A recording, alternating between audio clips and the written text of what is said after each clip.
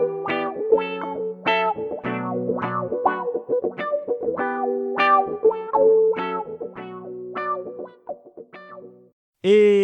mais c'est que c'est vous, chers auditeurs. Vous allez bien, on espère. Dites-nous dans les commentaires si vous allez bien, parce qu'aujourd'hui, nous, on va parler de OSS 117, Alerte rouge en Afrique noire, avec Raph. Oui. Eh oui. Alors, OSS, Charlie, je te demande pas comment ça va, parce qu'en fait, voilà, ça fait un moment qu'on est ensemble et qu'en fait, on Écoute, enregistre oui, non, ça va bien, d'autant plus que on va parler d'un film qui était attendu, donc c'est une chose encore plus intéressante c'est ça. à évoquer. Exactement. Donc OSS 117, Alerte rouge en Afrique noire, qui a été d'ailleurs, tiens, en lisant la fiche Wikipédia, ça a été traduit par OSS 117, Bon baiser d'Afrique au Québec. D'accord, très bien, soit, pourquoi pas. C'est un film français réalisé par Nicolas Bedos et qui est sorti donc en 2021. Il s'agit du 11e film mettant en scène le personnage de OSS 117 et en réalité du 3e volet de la saga parodique portée par l'acteur Jean Dujardin, dont les premiers avaient été réalisés en 2006 et en 2009. Donc ça fait un bout de temps, ça fait 11 ans aussi en fait, comme Kaamelott. Oui. Alors, OSS 117, Alerte rouge en Afrique noire, pour vous résumer un petit peu l'intrigue sans vous la spoiler, c'est en 81, Hubert Bonisseur de la BAT est retenu prisonnier en Afghanistan et du coup il parvient à s'évader. Et au final, quand il revient en France, il est envoyé, si je peux dire presque au placard, au service informatique, alors que la relève OSS 1001 prend plus ou moins sa place et est envoyé en mission en Afrique de l'Ouest pour mater des rebelles là-bas et infiltrer leur groupe au service de la France, bien entendu, et surtout de la démocratie. Sauf que quand OSS 1001 ne répond plus, les services secrets français n'ont pas d'autre choix, envoyer leur meilleur agent OSS 117. Et alors donc du coup, t'as kiffé OSS 117 ou pas ? J'ai passé un bon moment. Ouais, j'avoue que l'humour qu'il y a dans l'OSS 117 est peut-être un poil moins nombreux sur cet opus-là que sur les deux premiers. Ouais. Toutefois, je vais donner un bon point que j'ai enlevé à Kaamelott, à savoir le fait qu'il y a des punchlines que tu gardes. Oui. Et ça, c'est une chose vrai. assez intéressante. C'est que pour un film ou pour une franchise dans le genre comique, c'est ce qui fait surtout vivre dans le temps. C'est qu'il y a des punchlines qui restent. Mais OSS 117 est OSS connu pour ses 117 punchlines. A fait exactement ça. Hein. Tout à fait. Ouais. Tout à fait. Donc du coup là, non, j'ai été d'autant plus satisfait parce que j'avais entendu des mauvaises critiques dessus. Donc pareil, est-ce que le fait d'y aller et de penser que j'allais voir un film moyen au meilleur, mauvais au possible. Ouais, peut-être que ça a réduit notre attente et c'est pour ça qu'on a apprécié le film en question. Et finalement, il n'en est rien. C'était très peu de scènes à enlever finalement. Ouais. Non, tout allait parfait. T'as quelques petites longueurs parfois en milieu de film, mais dans l'ensemble, ça reste un très bon film et qui reprend, je trouve, le principe du pastiche de films d'action James Bondesque avec grandeur, puisque le premier OSS 117 parodie les James Bond des années 50, le deuxième des années 60. Et là, on est vraiment sur une réalisation qui parodie les James Bond des années 80 avec la scène d'introduction en Afghanistan qui, moi, personnellement, me rappelle beaucoup Tuer n'est pas joué avec Timothy Dalton, où on est vraiment sur une réalisation qui est plus péchue, en fait. Ouais. Qui est plus péchue. Même dans le film en tant que tel, il y a plus d'effets visuels. Alors certains diront dans les critiques que du coup on dirait plus un 77, mais au contraire, vu que le but c'est de faire un pastiche d'un film de genre, là on a augmenté dans le temps, donc c'est logique que la technologie augmente avec tout en continuant à se moquer justement de ce genre-là. J'ai trouvé ça très très bien foutu. Au final, pareil, tout le monde critiquait le fait que c'était Bedos qui allait le faire et du coup ça allait être un petit peu limite. Le fait est qu'il me semble que c'est toujours les mêmes scénaristes qui scénarisent et qu'au final Bedos ne fait que réaliser, donc peut-être qu'il a écrit 2-3 petits trucs, mais on retrouve quand même l'esprit OSS 117, avec des blagues limites, mais qui font partie de la saga, parce qu'au final tu suis. En fait, on rigole pas des blagues racistes ou antisémites, on rigole du fait que c'est un personnage qui est plus dans son temps, qui est plus dans son temps et qui est plus dans le nôtre. Donc en fait, on se moque du personnage plus que on rit des blagues.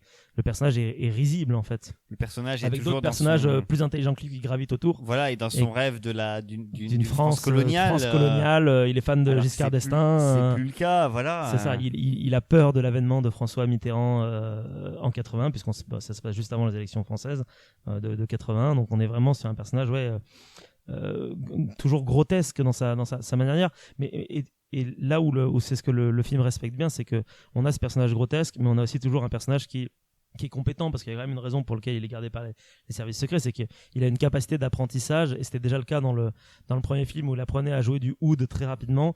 Là, dans la scène qui suit la scène d'intro où il est relégué au service informatique, il apprend à faire de l'ordinateur en moins de 3 jours et il devient un crack de l'informatique. Et c'est ouf, hein, bref, il y a plein d'autres vannes qu'on spoilera allègrement tout à l'heure, mais dans l'ensemble je trouve que c'est un bon ça reste un bon film, quoi. Oui. Oui. On reprend aussi un personnage qui vieillit, hein, donc du coup qui a plus la même forme physique, et ça on y joue aussi beaucoup. Oui, bien sûr, surtout en comparaison avec la relève qui est jouée par Pierre Ninet. Pierre Ninet qui a très bien joué son. Ah oui, tout à fait, ouais, il joue excellemment bien. Non, il y a rien à dire. Très bon. Le rôle de OSS 1001. D'ailleurs, c'est pas un hasard, je pense qu'il l'ait appelé 1001 parce que c'est un millénial. Oui. Et voilà, donc il y a ce côté boomer versus millénial dans le film qui est très cocasse, je trouve. Même si au final, même si leur rivalité est rigolote, c'est peut-être ce que j'ai le moins apprécié dans le film au final. Oui, je suis d'accord. Voilà. Qu'on fasse penser parfois OSS 117 pour un personnage un peu bébête. Ouais. C'est vrai que sur les 2 premiers opus, on a montré qu'il n'était pas une flèche dans certains cas, mais là, il y a des moments où il est vraiment très con. Là, il y a des moments où on le fait vraiment passer pour un con, quoi. Et je trouvais ça un peu lourd, des fois ces échanges. Mais c'est vraiment la seule chose que je me suis permis de dire. Peut-être que ça, c'était en trop. C'est ça. Le reste, ça passe assez nickel. On parle de quoi? Peut-être deux scènes au total, peut-être 5 oui, minutes. c'est ça. Peut-être 5 minutes parce qu'on va spoiler dans 5 secondes si ça te va. Oui. Spoilons, à tout de suite. Et donc on spoil parce qu'en fait au final le personnage de OSS 1001 meurt assez rapidement dans le film et je ne m'y attendais pas. Moi j'étais persuadé que ce film ça allait être le classique, encore une fois, buddy movie où tu as 2 personnages qui sont obligés de collaborer ensemble et qui à la fin vont devenir amis et vont réussir à vaincre. Mais non, je crois qu'à la moitié du film, Pierre Ninet se fait bouffer par un croco.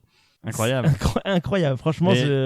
La scène en plus, tu t'y attends, tu le vois jeter des ricochets, t'as l'autre qui lui dit arrête de jeter des trucs dedans, et l'autre et du coup il l'engueule parce qu'il lui dit t'as pas à me dire ce que je dois faire, et tu te dis il va se faire bouffer par un croco. En plus, tu sais que dans le 77 il y a toujours des crocodiles. Et ça manque pas, il se fait bouffer par un croco.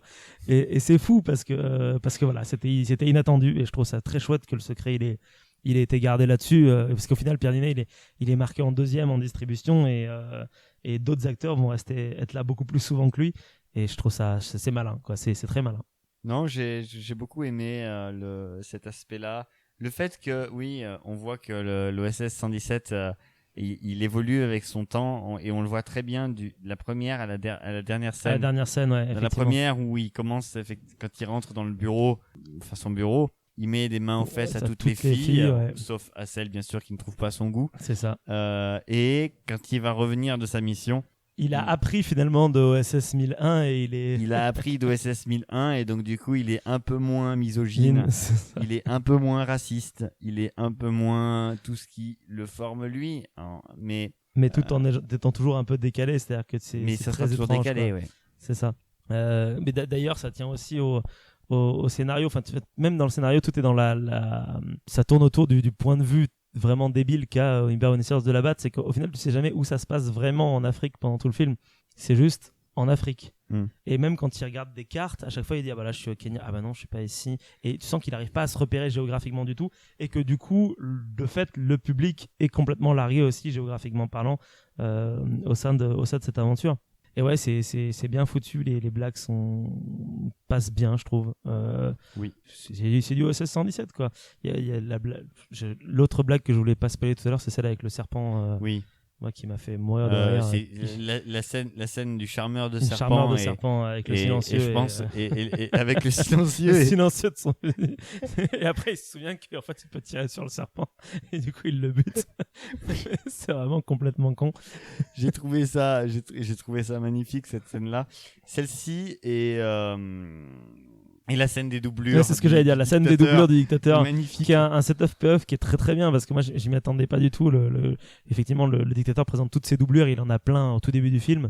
Et à la fin, quand ils arrivent tous avec un flingue, et qu'il y a du coup la chef des rebelles les bute tous les uns après les autres. qu'on sait plus lequel est le vrai, que ça se trouve le vrai est mort. C'est même pas le vrai qui reste à la fin. C'est très très bien trouvé.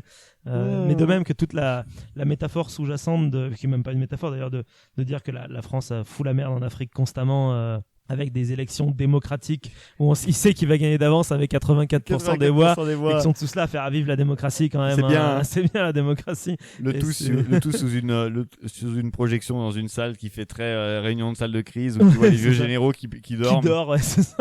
C'est la France du général de Gaulle ou du président René Coty, on ne sait plus.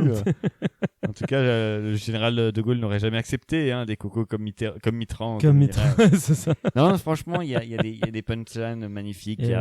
Je trouve qu'il y a le punch d'un OSS 117 et l'humour est très bien dosé et c'est souvent ce qui fait défaut dans beaucoup de comédies, de choses qu'on regarde. Des fois, l'humour est trop lourd et du coup, passe pas.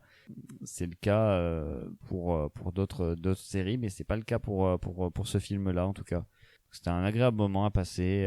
Très très. Certes, très, très avec un humour assez savage, il y a des punchlines qui sont racistes, qui sont misogynes, mais j'aime pas mettre un mais après ça. Ouais, non, mais parce que ça fait, comme on l'a dit, ça fait partie essentielle du personnage et les blagues sont pas drôles parce qu'elles sont misogynes, c'est parce qu'elles. Des fois, il voudrait aller plus loin, mais il s'arrête.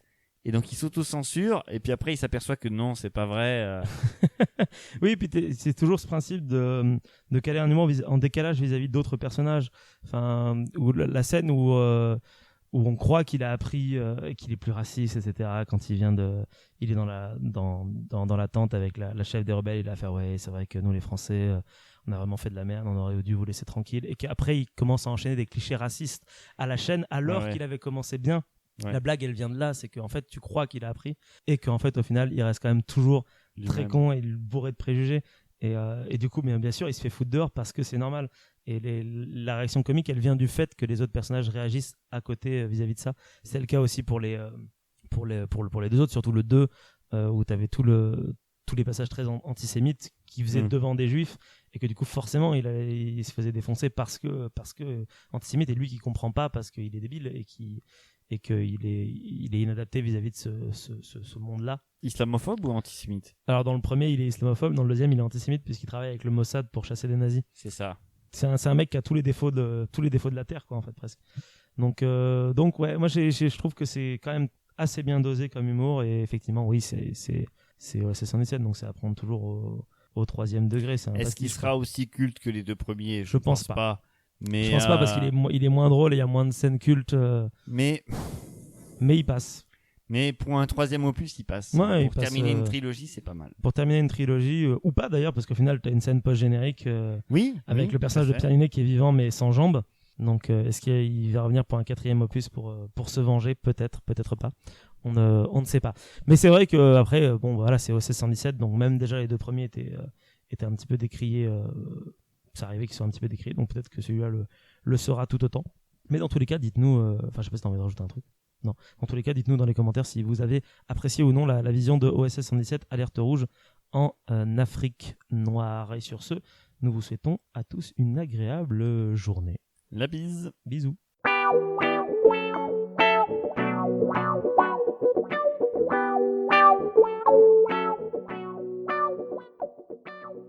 Et bah dis donc, on les enchaîne bien, c'est chouette. Ouais, pas mal. Eh oui.